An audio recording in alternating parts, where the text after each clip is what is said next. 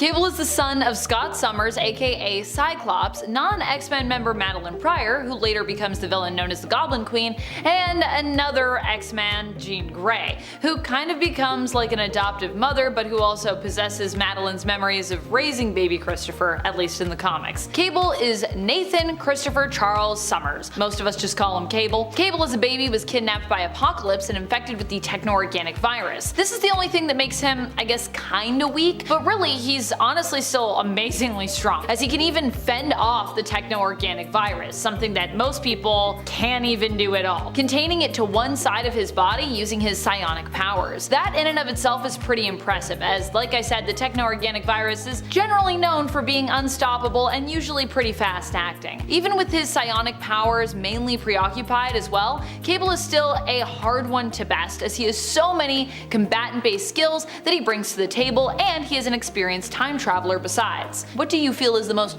powerful power set that X-Men, mutants, non-mutants can have? Any heroes or villains? Polaris is the daughter of Magneto, and while you might not think of Magneto as being an X-Man, considering, he did start out as an X-Men villain, he has also worked with the team before and even served as a member. A lot of people that have now watched X-Men 97 are learning all about this side of Magneto, this time in Magneto's life when he actually worked with the X-Men. At one point, he was even in charge of a whole New Mutants crew. Let's not forget that. Magneto may have some questionable methods when it comes to getting justice, but I honestly think at the end of the day, he's just trying to do what's best for mutants. Or at least he's trying to do what he thinks is best for mutant kind in the way that he thinks it should be done. Polaris, like her father, also has magnetic-based powers, which, like her father, are also pretty impressive. Polaris is considered an alpha level mutant, but I do think she also shows a lot of potential for being Omega, and she joined the X-Men team following the Krakoan X-Men elections for the team's roster. Shogo is the adopted son of Jubilee. While he's believed to be a human currently in the comics, also not being Jubilee's biological son, but also it's a little bit early because, mutant powers usually manifest in your teens, he has actually exhibited powers before. Yeah, and he's just still a little kid. Namely, he has had the ability to turn into a freaking dragon. This, however, was a power that was reserved for Otherworld alone. During the Excalibur series from the Krakoan era, Jubilee joined up with the Excalibur team, and she and Shogo ended up in Otherworld. Shogo's imagination, combined with fairy magic, allows him to turn into a dragon while there. However, as I said, because these powers were brought on by that shift in location, Shogo himself only has this ability while he's in Otherworld, so it's limited, And it's also, I don't think it's controllable, I think it just happens. Controversial take, especially because he is a child of two villains, but I wanted to include Graydon Creed on here because I do feel he's underrated and he is powerful in his own way, at least in terms of how dangerous he can be in the comics. Graydon Creed is not a mutant himself and is not a hero, but like his parents, he is of course more of a villain. But a villain who actually hates mutants, whereas, especially with Mystique, I feel like she's trying to be a villain to help mutants. He was strong from a young age, managing to find a way to survive at the age of 12 after his mother left him, coming to terms with the fact that Graydon would likely never manifest mutant powers and had instead been born, well, basically normal. Even though he's a villain, I feel kind of bad for Graydon Creed just based on how his life started out. It's pretty rough. He is the son of Mystique and Victor Creed. He is strong in terms of his influence and his refusal to stay dead. Graydon has been resurrected multiple times, and he also recently gained cybernetic enhancements that made him more physically strong as well. Olivier Raven is legally known as Olivier Lebeau and is one of the alternate reality children of Gambit and Rogue. Honestly, I feel like there are not enough of these kids out in the multiverse. For a couple as famous as Gambit and Rogue, you would normally think that we'd have, a ton of multiversal kids from them, just like across the multiverse. So many kids. Admittedly, I'm not quite sure though that Rogue and Gambit are really the breeding type, so maybe that's why that doesn't exist, but still, they're super popular, so yeah, you would just think it would be, and yet it is not. They seem pretty content right now just having their fur babies in the main continuity, but I digress. There is a reality where they do have kids. Olivier hails from the reality of Earth 41001, the reality of Gen Next, a group Olivier is a part of. He has powers powers similar to his mother's, except that he has better control over them and is able to choose when and how much power, life energy, and memories he absorbs via contact or doesn't absorb in cases where, he just wants to make physical contact without using his powers. Something that now Rogue can do, but it took her a long time to be able to do that. He can also absorb powers on a more permanent level, although he has less control, it seems, over when that happens. Like his father, he also seems to have some charm-based powers as well, which not many people know, but Gambit does have some of that sometimes depending on who's writing him. Chimera is the daughter of Storm and likely Black Panther, who hails from the alternate reality of 13729. Yeah, sadly Storm and T'Challa have never actually had a child together in the main continuity. I know, it's tragic. Unless they had a real secret one that, we don't know about yet. You never know. You never know. Something like that could always be happening. Chimera seems to have inherited the powers of her mother, but also shares a connection to the Earth, which allows her to draw on and harness its energy. She's also a skilled tracker and can communicate telepathically with animals. Pretty cool. I'd also assume, as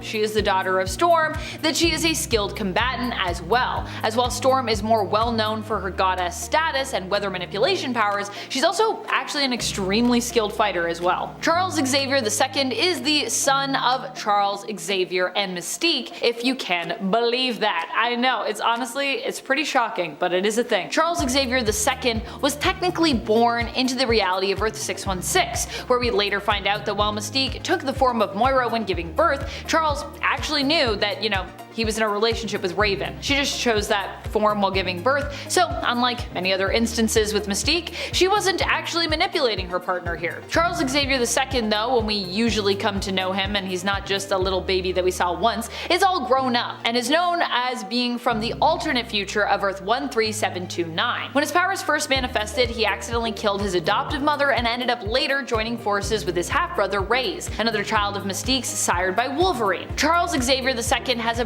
brilliant and conniving mind, and like his father is an immensely gifted telepath, capable of using his powers to bend others to his will. Ruby Summers is one of the Summers kids who I do not think gets enough love in the comics, which is why I'm very happy to be talking about her here. She is from the home reality that is shared with Bishop, that's the alternate future known as Earth 1191. Here she is the daughter of Scott Summers and Emma Frost. She is known for being one of the leaders of the Summers Rebellion, having been inspired to carry on Professor X's and the X-Men's dream and continue the fight for freedom and acceptance of mutant kind, inspired to do so by Layla Miller. Her powers are a combo of her dad's, Scott's, and her mom's, Emma's. Instead of a diamond form, she actually has a ruby quartz form and can also fire optic blasts from her eyes. Like Emma, while in her ruby form, Ruby is almost indestructible. She does not need to eat or drink when she's in her ruby form, and she also does not age either. This is also how Ruby appears to be so young, despite actually being pretty old. Proteus is the son of Moira McTaggart, who before turning into a villain,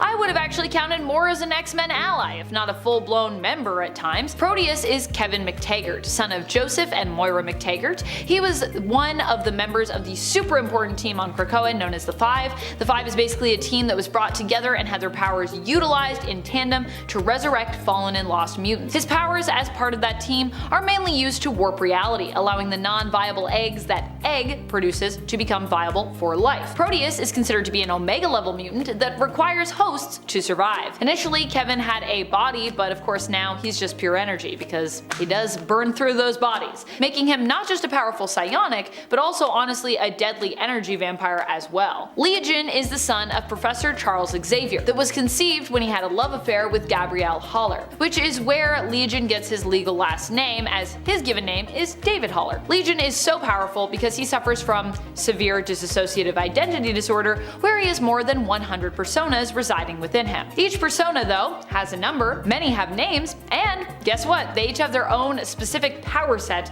that show up whenever they take over Legion. Because of this, Legion can do almost anything. His powers seem pretty limitless. He can manipulate matter and time. We've seen him literally time travel and completely warp reality as a result of his vast and diverse abilities and personas. He also has some pretty powerful hair, which I'm happy to say he is still rocking even now in the modern day. Honestly, looking really good and really weird, Legion. One super kid might be responsible for Marvel's sliding time scale. I'll explain all that and more today in Strongest Superhero Kids Who Are More Powerful Than You Think. Mari Grayson's mom is Starfire and her dad is Nightwing. This is a setup for success like no other. Plus, her grandpa is Bruce Wayne. She was dealt a good hand in life. Of course, things did go wrong eventually because superheroes can't catch a break. While initially raised by both her parents, they eventually separated and her mom did later pass away. Mari eventually decided to follow in her parents' footsteps and become the hero Nightstar. In the powers department, she definitely took after her mom, considering she actually had superpowers. No shade to Dick Grayson, but he was a human. Mari was trained in basic hand-to-hand though and was loved by her dad, so it's not like he did nothing, to be clear. But in terms of genetics, Starfire's genes clocked in. Like her mom, Nightstar produces starbolts, powerful destructive blasts of solar energy. She can also fly and is very, very strong. Nightstar doesn't exist in the main universe. She's from Earth 22, so she's often forgotten, which is a crime because she's really cool. Franklin Richards is one of my favorite Marvel characters. As the son of Mr. and Mrs. Fantastic, you can expect that he would be an unstoppable force. But one fan theory suggests that he might be more powerful than anyone could have thought. And this kid has created entire worlds with his bare hands and saved the multiverse, so that's really saying something. So, the theory is that Franklin Richards is responsible for Marvel's sliding timescale. Yeah, so it's time to lock in, everybody. To put that simple, for anyone who doesn't know what sliding timescale means, in Marvel Comics, the timeline isn't static the way it is for the MCU. In the MCU, the timeline started in 2008 with Iron Man, and that is the way it is. The years go with the years. The comics are very different. Look at Peter Parker. My man was introduced in the 60s. He should be at least 60 himself, but is written to be in his late 20s. Cultural references are made or traits about characters are established, like how Reed Richards and Ben Grimm fought in World War II, but these things get changed based on how old Marvel needs the characters to be right now. So everyone's favorite heroes can continue to appear in stories. I hope that made sense. So, how does Franklin Richards fit into this? When Sue was pregnant with Franklin, she had cosmic radiation poisoning, common hazard of the job. The only way to save her was to use the power of the cosmic control rod. This rod amplifies the cosmic energies of the negative zone, and it makes you more powerful and also, notably, immortal. Those that wield it will continue to be reborn through the rod. Reed Richards took some power from this rod, and it was used to cure Susan and by extension their child. So the idea is that Franklin Richards' vast powers might have either come from or been enhanced by the cosmic control rod. CBR.com points out that since Franklin Richards was brought into the Marvel Universe in 1968, many characters haven't aged much, and while there is a real-world answer for this, it's fun to think that maybe, just maybe, it's because Franklin Richards has been manipulating time all along without even knowing. It wouldn't be the first time Franklin has unconsciously displayed his vast power. He was responsible for the Heroes Reborn event. After a series of heroic sacrifices, Franklin Richards subconsciously created a pocket universe where all these heroes were suddenly alive again, and though the world had no physical history, everyone there had their 616 memories. Then there was also the time Franklin made himself appear as a mutant because he wanted to be one bad enough, altering his anatomy on a cellular level. It was only discovered he wasn't one when he started losing his powers. Now this whole theory is definitely wild, so I would love to hear your thoughts down in the comment section below. From the same world as Nightstar is her future husband.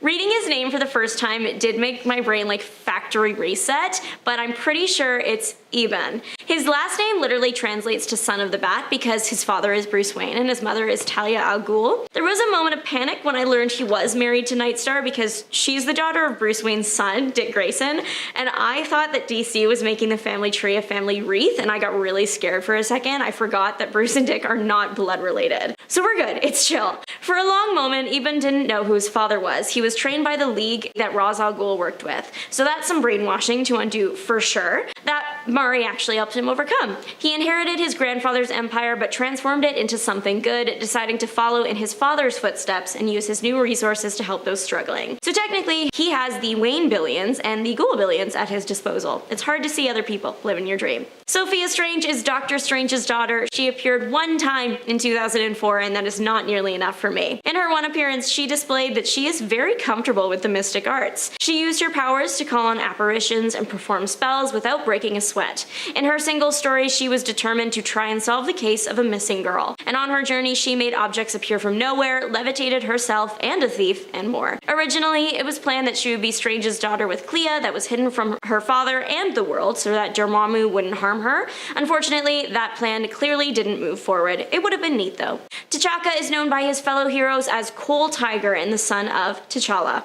Coal Tiger is of course the Prince of Wakanda. He grew up in the most technologically advanced society reality Earth 982 has ever seen. This is also the Earth where everything happens 15 years before when it happened on Earth 616, so many of the heroes we know are retired and their kids have started taking their places. Coal Tiger, a lot like his dad, determined, strong leader, excellent fighter, but him and his dad differ in a big way. Most versions of T'Challa, he is an enhanced man, but the cat part is a suit. It's a suit he puts on. T'Chaka is closer to something from those Animorph Kids book series. The panel where he transforms is literally the cover of one of those books. T'Chaka's cat form gave him all the powers T'Challa's suit gave him. Coal Tiger has helped the Avengers of his world and later joined the reserves. This Coal Tiger is the second Coal Tiger to exist. T'Challa was Coal Tiger on Earth 355 a few years before. Cool thing to note about that. This version of T'Challa was based on the original design for him. It's hard to imagine the Black Panther was once called Coal Tiger and wore bright yellow. King Black Bolt and Queen Medusa of the Inhumans royal family gave birth to their son, Ahura. As a child, he was taken into the Terrigen Mist by the Genetic Council. It alters the biology of Inhumans and was done because technically the king and queen weren't given permission to have a child, so this was kind of like a punishment. It did give the super kid his notable power, which is the small silver lining. He can split his soul, creating psychic phantom versions of himself that are able to fight and use weapons. He is also capable of a sonic scream, optic blast, force fields, flight, telepathy, mind control, absorb powers, and is multilingual. Ahura had a tough life. It all started when he was shipped off to Earth, and to make matters worse, when he gets to Earth, his ship crashes. But that's not all he had to suffer through. Once, a member of the Genetic Council kidnapped him to steal his powers. Another time, he was locked up and driven to insanity that got worse as his powers grew. Once, he was replaced by a Skrull, and then another time, Kang the Conqueror manipulated him, and he had to possess Kang to get him to leave him alone. Or then there was also that time when he had to watch his dad be a father figure to someone else when he never got that treatment, and then had to sift through his dad's traumatic memories to save Black Bolt from a monster. So yeah, he could have had it better. That last one did have a positive outcome. He understood his father better, and they were able to reconcile. Wonder Woman's son from an alternate timeline has only appeared about 8 times, but is still a force to be reckoned with. He also has one of the coolest names I've ever heard, Hunter Prince. His dad in this alternate timeline is the Darkness, a fear creature. The Darkness found the dark feelings Wonder Woman kept deep inside and latched onto those, infecting her, which caused Hunter. It happened so the Darkness could eventually have a new kind of embodiment. So Hunter could be called the future Prince of Darkness, I guess. Obviously, Wonder Woman was not on board with the plan, so she sent little Hunter to the only couple she trusted to raise the boy in a pure and good manner, Clark and Lois Kent. Goals. Eventually, his dad started destroying the Earth. Hunter was sent to Olympus for protection. He gets involved with a bunch of time travel stuff. There's a big final battle that ends with mother and son hugging it out. As the son of Wonder Woman, he has pretty much every power she does, plus the lessons learned from being raised by Superman and living in Olympus. Taurus Storm of Marvel's Earth 982 is the son of Johnny Storm and his wife, Laia, a Skrull. That means Taurus is capable of not just becoming a junior Torch, but also shapeshifting. I like to imagine that he would combine these two abilities at every given opportunity. Imagine like a giant flaming dragon coming at you, terrifying yet iconic. He really wants to be part of the Fantastic Four and will often jump into battle, aging himself up and taking on the name Superstorm. Lara from Earth-31 is the daughter of Wonder Woman and Superman, so you know she is one of the most powerful super kids out there. She did in fact inherit both Kryptonian and Amazonian powers, so that's flight, super senses, all the types of enhanced vision including heat, invulnerability, creating hurricanes, or freezing someone with her breath, and on top of all that, she was raised on Paradise Island with her mom, so she was trained physically as an Amazon, so she can and she will demolish you in a fight even with no powers. Ollie Raven is the son of Gambit and Rogue from Earth 41001. He has shown that he shares his mother's powers, but it looks like right now he wasn't born with his dad's unless they're like lying dormant or something. Either way, this kid is pretty powerful because unlike his mother, he has no problem controlling his powers. He once permanently absorbed the power of telepathy. The only problem is he hates it, so he doesn't use it often. Though he didn't get Gambit's powers, he was trained by his father, turning into a capable martial artist. There are some serious underdogs in the next generation of superheroes. Starting right now, we will stop forgetting about these talented young supers. 10. Sophia Strange, Doctor Strange's daughter. She appeared once in 2004. Done. She's powerful and was planned to be the daughter of Strange and Clea, hidden from the world so Dormammu couldn't get her. But the plan just didn't move forward, or maybe it did, and they're just really good at hiding her because she's barely been seen since. 9. Hunter Prince, son of Wonder Woman from the alternate timeline of Justice League Legacy. Conceived when Wonder Woman was infected by the cosmic force, the Darkness, who wanted a new powerful host, he chose the hero because she had dark feelings buried deep down down, and who could be more powerful than Wonder Woman? Like, come on. Upon finding out all of this, Wonder Woman decided to give Hunter up to Clark and Lois as her most trusted friends, and some of the only people probably capable of raising the spawn of darkness into a good person. Now, the Amazons have a well-known rule of no men, so Hunter thought that his mom gave him up just because he was a boy, and that caused a lot of emotional turmoil. Despite his impressive powers and the potential of exploring Wonder Woman as a conflicted mother, Hunter Prince never really gained significant traction in the DC universe and faded pretty quickly. Love, as in Thor's daughter in Thor: Love and Thunder, the movie was so poorly received that a lot of Marvel fans never knew that Thor had acquired a daughter at the end of that film. Love is Gorr's biological daughter, resurrected by eternity, and before Gorr passed on, entrusted to the care of Thor. There's theories about her character from the people who, do remember her or watched that movie? Some believe that she is Singularity or Infinity, but either way, the kid is seriously powerful in the MCU, better watch out. 7. Blue. Nightcrawler named his daughter Blue. We love originality. Blue was part of adult Franklin Richards' Earth 811's New Mutants team. She was created for the Days of Future Past timeline from the 90s, where Sentinels rule North America, and mutants are either deceased or will be soon. Blue is just like her dad and inherited all of his abilities, but she only appeared twice. 6. Luna Maximoff. Despite being the daughter of Quicksilver and Crystal of the Inhuman royal family, and once being a significant figure in Marvel Comics as the first child born from a once mutant and Inhuman union, not many people pay Luna much attention. Despite her unique heritage and empathetic powers gained through exposure to the Terrigen Mists, Luna has gradually faded from prominence. After a rocky childhood, she was occasionally seen alongside the Inhuman royal family or her father, but her appearances have become increasingly rare, and she appears in more cameos now than as a main character. 5. Offspring, son of Plastic Man. Just because Plastic Man was a superhero father doesn't mean that he was good at it. Plastic Man was not super involved in Offspring's life, and it did have an effect on the young hero. He joined a gang at 10, prompting Offspring's mom to call his father for help, but Plastic Man made Batman do it instead, which is another kind of danger. Sending Batman, we all know how quick he is to adopt troubled kids. Eventually, Offspring and his dad repaired the relationship, and he became one of the recruits for the Teen Titans. 4. Cole Tiger, son of T'Challa on Earth 982. The Earth where everything happened 15 years before it happened on Earth 616. Many of the heroes we know are retired and their kids have taken their place. Cole Tiger is determined, a leader, fighter, all qualities that his dad possessed, but the pair differ in a pretty big way. T'Challa is an enhanced man, but the cat part of him is his suit. T'Chaka is closer to something from the Animorph Kids book series. When he transforms, it's literally like the cover of one of those books. T'Chaka's cat form gives him all the powers that T'Challa has, and his suit gave him. 3. Taurus Storm of Marvel's Earth 982, son of Johnny Storm and wife Lyja, a Skrull. Taurus is like a junior Human Torch with the ability to shapeshift, and I do hope that he utilizes his powers to their full extent. Imagine like a huge flaming animal or beast coming at you. The possibilities here are endless, and as the kid of Johnny Storm, I have no doubt that Taurus is having fun with them. 2. Hulk's son in the MCU. If you didn't watch She-Hulk Attorney at Law, then you might not have heard that sometime between Age of Ultron and Thor Ragnarok, Bruce Banner in Hulk form fathered a son. Because time moves differently where he came from, his son is an adult despite being born about 10-ish years ago. He was introduced at the end of She-Hulk season 1, but people were a bit more concentrated on other things in the show to talk about the new addition to the Hulk family tree, at least at first. But number 1,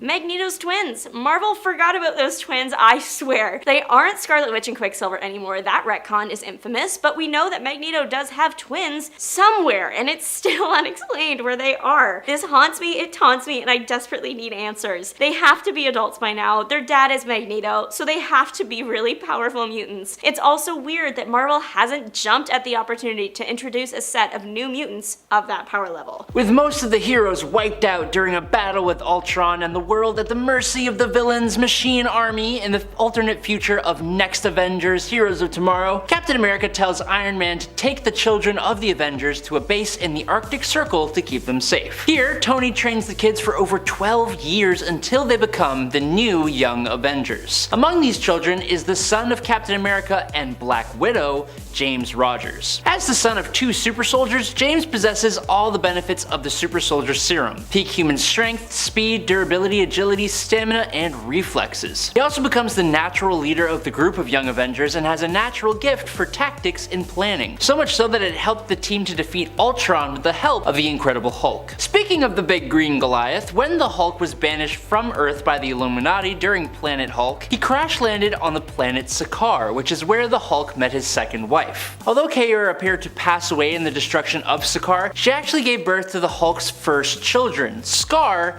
and Hiro-Kala. Now a lot of people are aware of Skaar, and he even had an appearance in the MCU, although he looks nothing like he should. But Hiro-Kala seems to be often overlooked. While Skaar looks like his dad, Hiro-Kala takes more after his shadow child mother in more ways than one. Other than being pale, bald, and rather skinny looking, Kala inherited the ancient old power after the destruction of Skaar. But learning that the old power is corrupt, he just creates the quote new power by combining the old power and the power cosmic, fueled by hate for Galactus. With this power, Hiro-Kala has insane levels of durability. He's been able to bestow the power on others, mutating them. He could create force fields capable of taking on a blast from Galactus. He had precognitive visions. He could create energy blasts powerful enough to destroy planets and turn into stone. He's incinerated fools, made people's heads explode. He can fly, control tectonic plates, which is nuts, move planets, which is more nuts, and pull them out of their orbit. So yeah, he's kinda off the chain. Now with a name like Hulkling and the fact that he's green, you may think that Theodore Teddy Altman is also the son of the Hulk, but he would be very much incorrect. Funnily enough, Hulkling is actually the direct son of none other than the first ever Captain Marvel, Marvel of the Kree, who became an honorary member of the Avengers after his passing, so to me, that makes him fair game. Okay, but why is he green and can shapeshift? Well, that's because back during the Kree-Skrull War, the Super Skrull took Captain Marvel, Quicksilver, and the Scarlet Witch and presented them to the Skrull Emperor. Now while being imprisoned, Captain Marvel and the Emperor's daughter, Princess Anel, got a little too close for comfort, and about 9 months or however long it takes for Skrulls later, out popped a tiny little Kree-Skrull hybrid with superhuman strength, speed, and stamina, and the ability to shapeshift, named Teddy. For a lot of his time, he would turn into a teenage-sized Hulk as a member of the Young Avengers, but thanks to his heritage, he has moved on to become the Emperor of the Kree-Skrull Empire, which, as you can imagine, entails a different kind of power than the super variety. An adopted test tube baby created by Arnim Zola in Dimension Z, Ian Rogers, or Nomad, was taken by Steve Rogers and was raised for 10 years by him in Dimension Z until he was thought to be accidentally taken out by Sharon Carter. But he actually survived and was raised further by Sharon while Steve was back in the real world. Being trained by Captain America, Ian was exceedingly useful in combat and even with using a shield like his father's, but he was also born with above peak human levels of physical and mental abilities like enhanced strength, speed, intellect, and longevity, as well as accelerated healing thanks to the biogel that Zola made him with. As long as he has a supply of that gel within his armor, his body will always fix itself from pretty much anything. He once wielded the shield of Cap, but now uses the Horde Crusher, which is a big old staff made by Arnim Zola. He's pretty awesome, and he had a really awesome leading part in the Secret Wars story, Hail Hydra from 2015, alongside another offspring of Captain America, Ellie Rogers. The daughter of Steve Rogers and Sharon Carter, Ellie Rogers is a member of the Resistance in the really cool Secret Wars story of Hail Hydra from 2015. In the second issue, she meets up with Ian Rogers, Nomad, and after the Resistance is attacked by Venom, she gets infused with the Venom symbiote, gaining similar powers to those of Eddie Brock. Before this point, she seems to just be a very healthy, regular person, even despite her father's super soldier status. She had given up on the dream of the Resistance after such a long time under the control of Hydra, but her brother Nomad inspired her to keep up the fight, and they got in a little kerfuffle with the Hydra Avengers, and despite having a symbiote, she was taken out by her injuries. Wiccan, aka Billy Kaplan's existence, is made possible by Scarlet Witch's reality warping powers. Billy here, along with his brother, were created by the Scarlet Witch as children that she couldn't actually have. Now, both of her sons were eventually erased from existence for the safety of pretty much everyone, including Wanda herself. Scarlet Witch later recovers her memories of her children, leading to a mental breakdown in Avengers Disassembled and the monumental event known as the House of M. Now, following those events, it is revealed that her children were actually reborn through reincarnation. Wiccan, as one of her spiritual sons, has inherited his mother's remarkable magical abilities. Like Scarlet Witch, Wiccan wields magic to manipulate reality, and in certain timelines, he even ascends to the role of Sorcerer Supreme in the future. He has been a part of the New Avengers, Avengers Idea Mechanics, and the Young Avengers, and the Secret Avengers, and he is scary powerful. Elsa Bloodstone is the daughter of the once immortal monster hunter Ulysses Bloodstone. Now, Ulysses trained Elsa from birth to inherit the family business, but using the word trained is a little bit of a misnomer. As a rite of passage, Ulysses made Elsa face face the Blight Beast when she was just a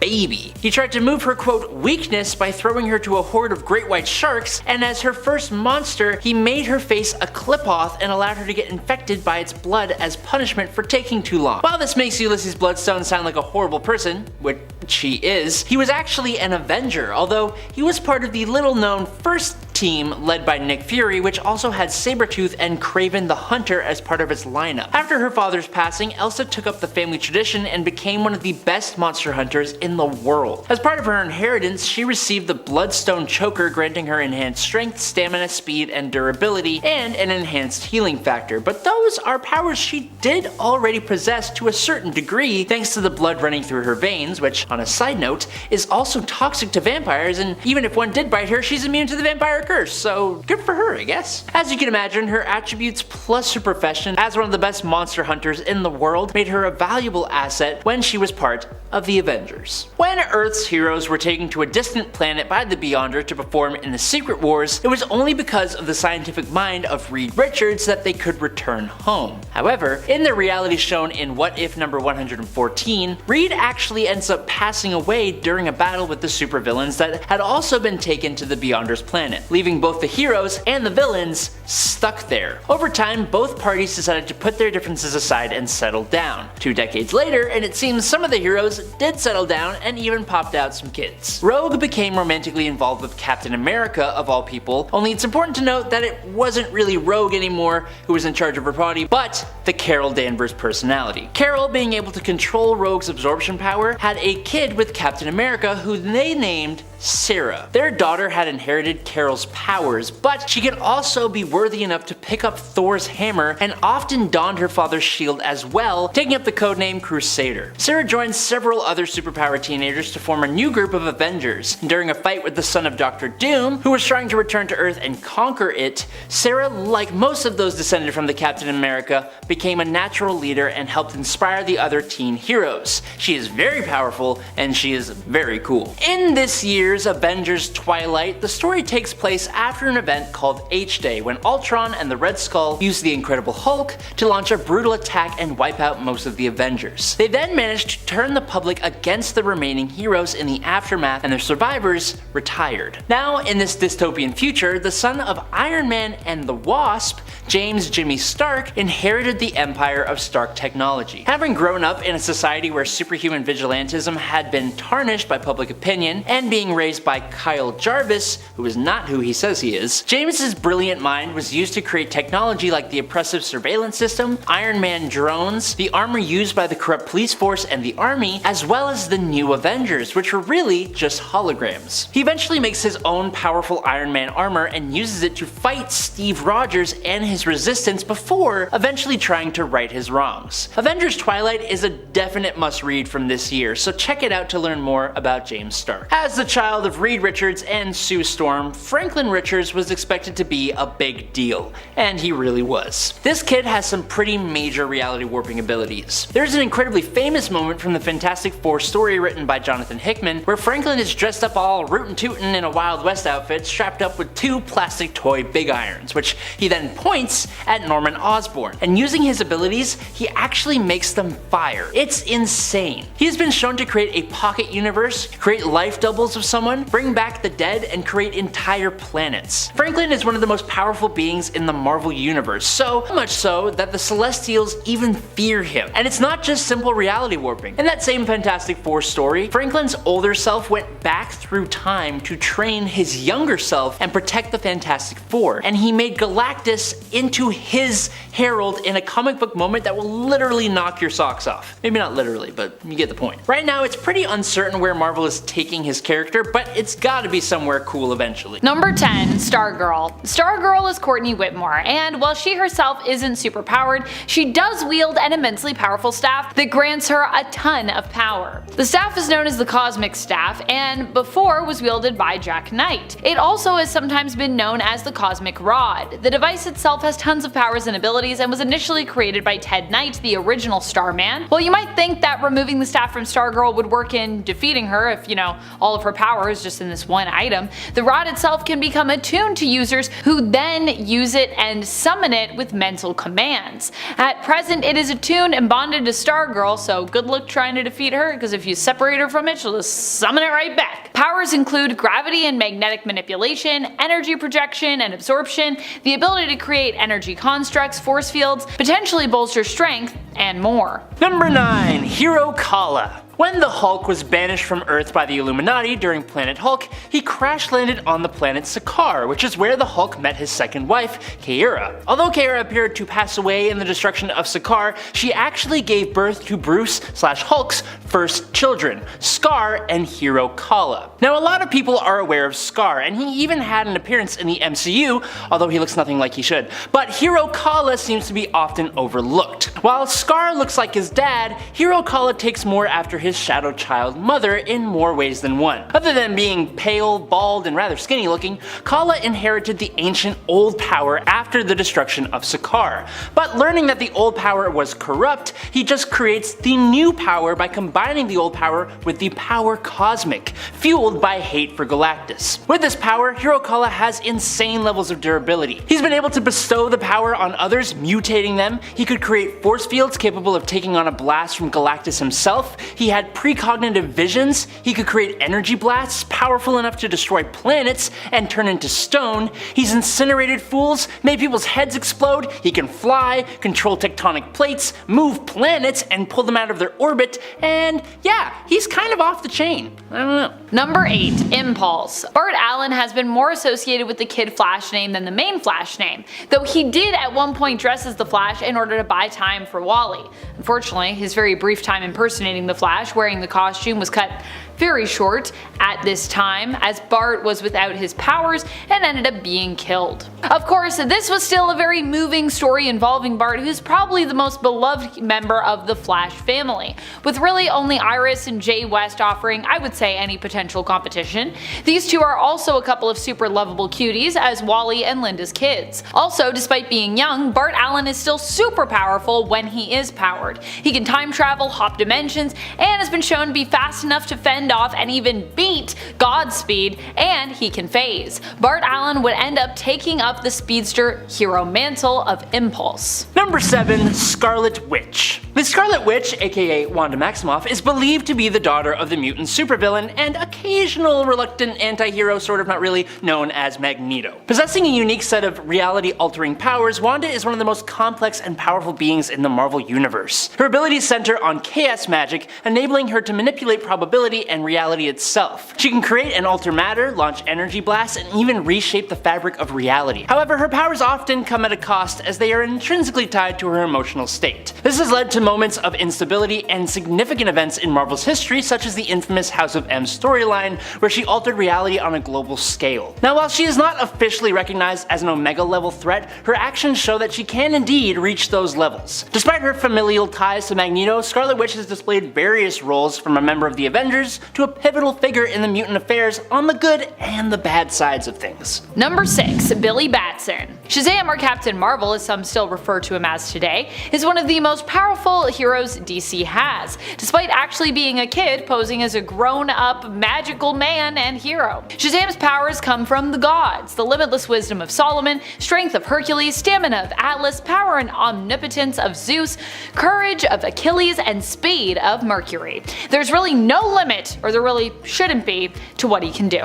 Number 5. Proteus. The son of Moira McTaggart and her crummy husband Kevin McTaggart was an Omega level mutant with psionic reality warping powers, but also a pretty uncontrollable thirst for energy, which made him a danger to everyone around him. Moira was forced to enclose her son in a special status room that would sustain his energy consumption, but when this room was damaged, his body became burnt out and he needed to possess other human host bodies in order to survive. But these hosts could not contain his energy, so he would burn right through them, leaving whole swaths of bodies in his wake as he moved from one to the next until he managed to possess his own father, Joe. Now, of all the things for an insanely powerful reality warping mutant to be weak to, Proteus here had an inexplicable weakness to metal. After burning out Joe's body and being vulnerable in a form of pure energy, Colossus of the X-Men turned into his metal form and seemingly with one punch disrupts Proteus' energy form, causing a massive light show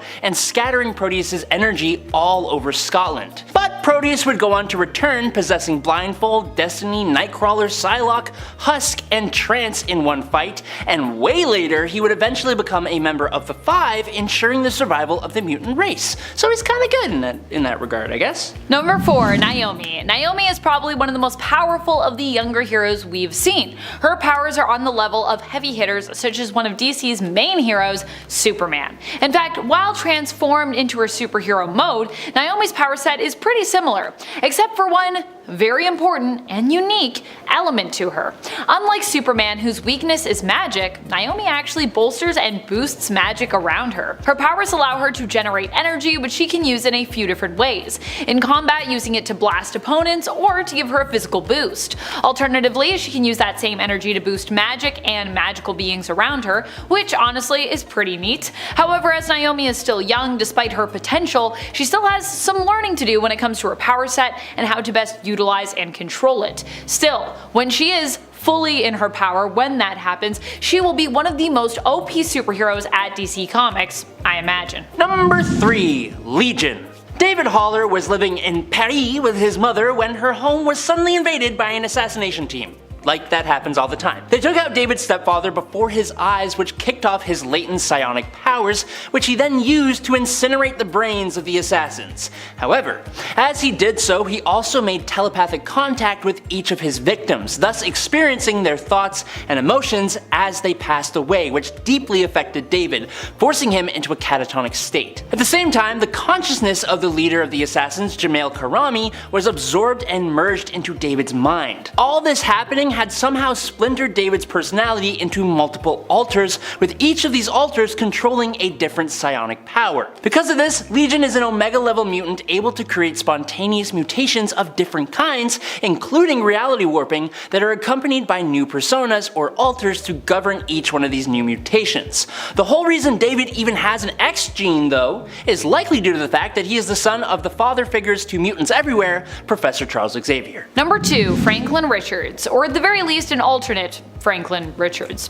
Franklin Richards of Earth 616 has had his mutant status removed and has been significantly nerfed in recent years, and while I'm personally not convinced this will end up staying a permanent change to his character, I don't think it's been undone yet, and it's been a while, so I might be waiting for some time. It would seem that Franklin had been using his powers to alter his genetics to appear as a mutant, but in reality was not, as Lady Gaga would say, born this way. This was not intentionally done, but apparently was subconsciously done, and when his powers started to go all wonky, eventually his unintentional genetic manipulation came to an end, exposing him basically as a fake mutant. A future Franklin Richards of Earth 10774, however, seemed to have remained a mutant, either permanently one in this alt future, or simply not exposing that he had unintentionally faked his mutant genes. It was the Mad Celestials in this future that literally identified him as beyond Omega level. And in at number 1 today, it's Hyperstorm. Hyperstorm, or as he is known in his civilian identity, Jonathan Richards, is a character I think a lot of people forget about. His heritage finds its roots in 2 of Marvel's most prominent and powerful bloodlines. His father is Franklin Richards, the reality warping son of Reed Richards and Sue Storm of the Fantastic Four that Amanda just talked about. But his mother is Rachel Summers, an incredibly powerful telekinetic and telepathic mutant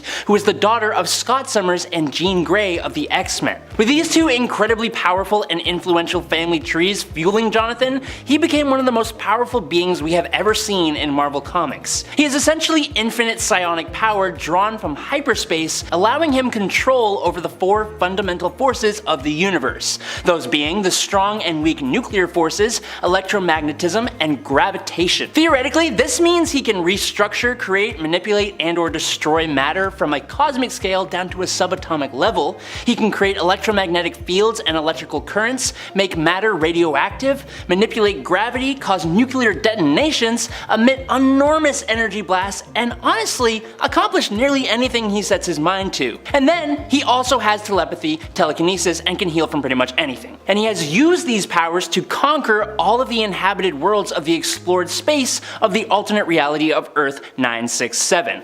And he's even messed with his ancestors in the Fantastic Four of the past. At number 10, the Mongrels. The Mongrels are a multi-crew with names that sound like rejected comic book ideas, carrying a dark secret that adds a layer of tragedy to their villainy. We got Shadow Stalker, Fire Knives, Sawfist, Gunhawk, and Cannonfoot. But what truly sets them apart, aside from their terrible names, is their lineage, or rather their twisted heritage. You see, each member of the Mongrels is Wolverine's offspring.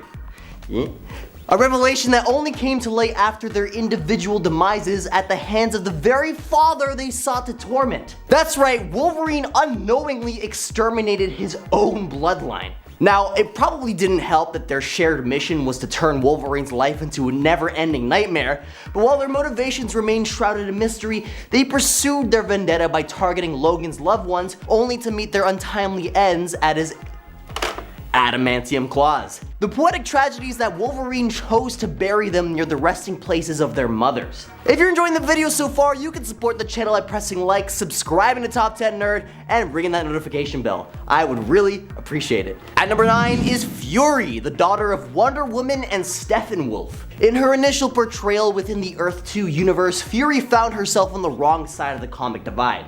Raised by Steppenwolf, she donned a costume eerily reminiscent of Orion, bearing the indelible mark of her lineage. As the last Amazon born from Wonder Woman, Fury's isolation from her compassionate kin may have nudged her towards the abyss. The lure of Apocalypse proved strong, whether due to paternal influence or personal inclination. It took the persuasive powers of Mr. Miracle to reorient Fury's path, transforming her from harbinger of doom to a defender of the cosmos. At number 8 is Hope Pym. Unlike the familiar 616 timeline where the torch is often passed from one hero to the next, MC2 sees a generational power shift 15 years ahead of schedule. Enter Hope Pym, a character emblematic of the darker side of this generational transition. Her disillusionment with the new Avengers, perceived as a mockery of their parents' iconic legacy, took a sinister turn. Hope's misguided belief led her down a treacherous path, capturing and tormenting her fellow heroes, particularly Cassandra Lang. Her plan to obliterate the Avengers mansion was only thwarted by the intervention of her own brother. At number 7 is Ashley Barton. In the tangled web of alternate realities and twisted timelines, Ashley Barton's descent into villainy serves as a cautionary tale. Raised in the unforgiving wastelands of Earth 807128, the era in which Old Man Logan takes place, Ashley's lineage promised heroism, with her grandfather being the legendary Peter Parker, aka Spider-Man, and her father the sharp-eyed Hawkeye. Wait a second, do the math? That's not good. However, Ashley's destiny took a dark turn when she sought to topple the reigning Kingpin, only to find herself ensnared. Upon her rescue by her father Hawkeye, the narrative could have embraced redemption. However, Ashley's actions are shattered by that hope. In a shocking act of brutality, she used her spider strength to unalive the Kingpin, seizing his throne and ruling the Empire with an iron grip. As her father fled, she unleashed her forces, creating a web of turmoil, pun intended, that spiraled into chaos and darkness. A tragic example of how noble lineage can warp into something altogether sinister. At number 6 is Skaar. Born from the cataclysmic events of Planet Hulk and World War Hulk, Skaar's origins are drenched in tragedy. Bruce Banner's twin sons, Skaar and Hiro-Kala, miraculously survived the annihilation of their home planet Sakaar, thanks to their mother's protective cocoons. Eventually, Skaar arrives on Earth, where his actions teeter on the precipice of heroism and villainy. Driven by a twisted sense of justice, he becomes a self-proclaimed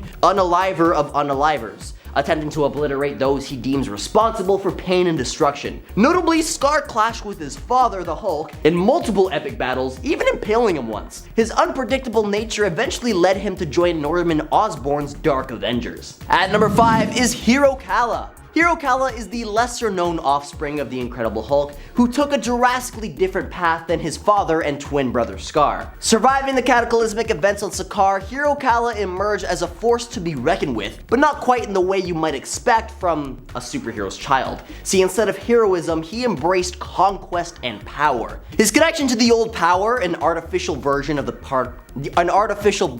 power cosmic, fueled his ambition. During his time as a slave on Skaar, Hiro-Kala sought knowledge about the old power. His thirst for vengeance ignited when Silver Surfer warned of Galactus' impending arrival, leading to the consumption of his home planet. Driven by rage and his perceived birthright, Hiro-Kala became a world breaker himself, rising to godlike status in pursuit of revenge against Galactus. At number 4 is Daken. Meet Daken, the offspring of Wolverine and the late Itsu. The name Daken itself carries the weight of his tumultuous upbringing, as it means mongrel or bastard dog in Japanese. This moniker was not unjustified, for Daken's mixed heritage subjected him to ridicule, leading to a cold and detached personality. Disowned by his adopted family, he found solace in the sinister embrace of Romulus. But Daken's descent into darkness didn't stop there. He confronted his own father, Wolverine, that left him impaled by his son's claws. Later, he clashed with Wolverine again, overpowering him. Wolverine's hope for redemption was met with bitter disappointment,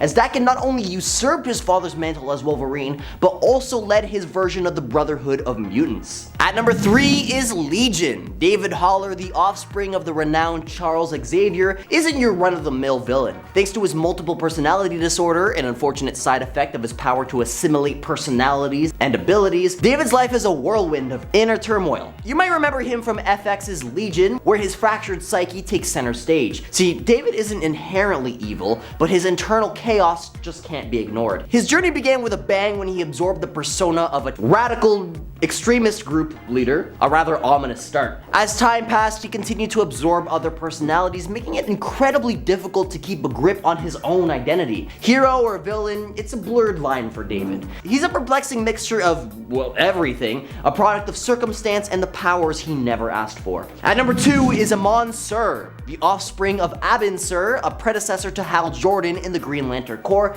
emerged from the shadows with a vendetta that would shake the very foundation of intergalactic peacekeepers. Hailing from the enigmatic Unagaran race, known for their remarkable regenerative abilities, Amon Sur possessed an uncanny power, the capability to regrow severed body parts, including their own heads. This extraordinary trait would soon prove useful in his nefarious pursuits. Driven by a simmering rage ignited by his father's untimely demise, Amon Sur harbored deep-seated resentment towards the Green Lantern Corps. In his eyes, Amon Sur had chosen the Corps over his own family, leaving Amon feeling abandoned and forsaken. Consumed by anger, Amon turned to the sinister allure of the Guardian Yellow Power Ring, heralding his descent into the darkness. With his newfound power, Amon Sur unleashed a relentless assault on the very organization his father had sought to destroy, defying everything his predecessor had once stood for, and forging a path of chaos and destruction. And at number 1 is Jason Todd. Alright.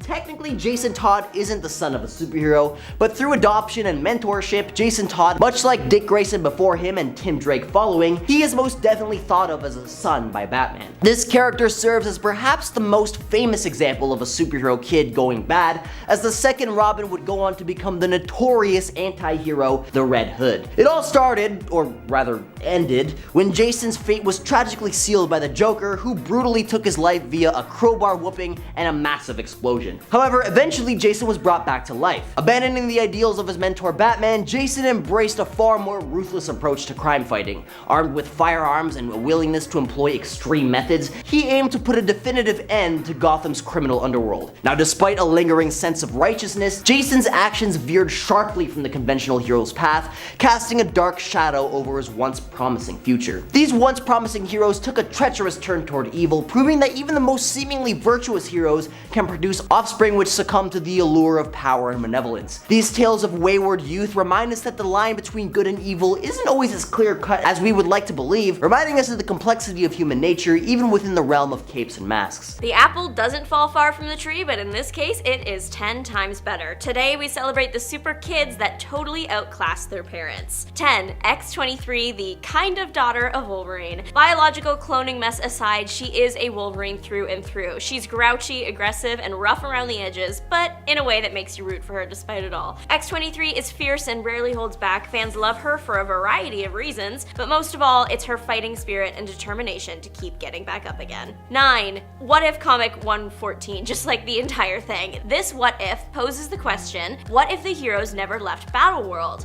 Well, I guess they would settle down there and a bunch of unexpected pairings happen, leading to some pretty powerful kids. Balder Blake is the son of Thor and the Enchantress. Though he can't lift Thor's hammer, he does have the additional thing of magic. Crusader is the daughter of Captain America and Rogue, which is just wrong, Rogue and Gambit forever, but whatever. Also, Captain Marvel might be involved in Rogue's psyche. It's a really weird combination. Mustang is the son of She-Hulk and Hawkeye, Firefly the son of the Human Torch and the Wasp, and Torrent the daughter of Wolverine and Storm. So yeah, it's a lot of randomized pairings, but that's what the What If universe is all about. 8. Black Canary, the daughter of the original Canary that actually did believe herself to be the original for a time, but then we found out she was actually her daughter that was just given all of her mother's memories, because comics are weird. But Black Canary is more powerful than her family thanks to the iconic and destructive Canary Cry Sonic Blast. Of course, there are also other things that she excels at, like espionage, martial arts, and archery too.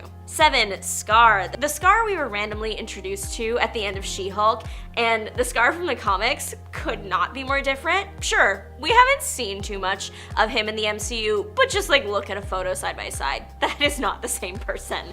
Skaar is the child of the Hulk and Kiera the Old Strong. From his father's side, he can Hulk out, and from his mother, the Old Power, aka the ability to manipulate the earth and connect to it, even possibly turning his body to stone, which would probably be a bit more useful if he weren't already a Hulk. 6. Trinity, daughter of Wonder Woman. Lizzie Prince had an origin very similar to her mother's. Born after having life breathed into her by the gods, she eventually grew up to become the leader of the Justice League. What is most interesting about her, and the reason that she technically outclasses her mother, is because she wields not one, not two, but 3 lassos. The original, the iconic golden lasso of truth, the silver lasso of lies, and a mysterious third black lasso that we actually don't know anything about yet. The adult version of this character has had a few appearances, but hopefully we see her more and finally find out what that third lasso does. 5. Danielle Cage. In particular, Danielle Cage of Earth 15,061, because she got both of her parents' powers and became Captain America. Because she's already indestructible, she doesn't really need the Captain America shield in the traditional sense, so instead she has a voice-commanded drone that just looks like the shield. 4. Nightstar, alternate universe daughter of Starfire and Nightwing. Mari Grayson got her Starbolt abilities from her mother and is therefore 100% more powerful than her father. On top of that, she did spend a lot of time on Earth training with her father, grandfather Bruce Wayne,